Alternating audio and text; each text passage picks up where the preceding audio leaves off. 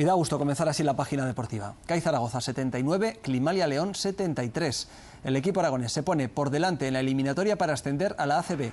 Anoche consiguió la victoria en el pabellón Príncipe Felipe, pero hubo que sufrir hasta el final, ya que fue en los últimos minutos cuando Crispin llevó al CAI a la victoria, con jugadas como esta que están viendo. Mañana el conjunto aragonés puede conseguir el tan esperado ascenso después de 5 años. Estamos 2-1, pero nosotros tenemos la cabeza perfectamente preparada para sufrir, para preparar el partido y ganar el jueves, y si no fuera posible pues ganar en León, pero la verdad que estamos contentos por cómo estamos, pero absolutamente tranquilos y concienciados de que el 2-1 no es nada y que hay que ganar un partido más. Y en el Real Zaragoza, Luis Carlos Cuartero fue el protagonista absoluto del entrenamiento de ayer.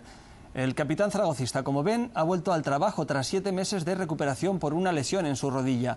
Su prioridad ahora no es jugar en las 3 jornadas que quedan de liga, sino comenzar a pensar en la próxima temporada. Mientras sus compañeros preparan ya el encuentro del próximo fin de semana en Sevilla, donde finalmente sí podrá jugar César Sánchez. Y esta noche, gran partido entre Milán y Liverpool con sabor a venganza. El Milán luchará en Atenas por su 7ª Copa de Europa y además quiere la revancha por la final que perdió en 2005 ante el Liverpool. Por su parte, Rafa Benítez y el equipo inglés se juegan conseguir su 6ª Copa de Europa.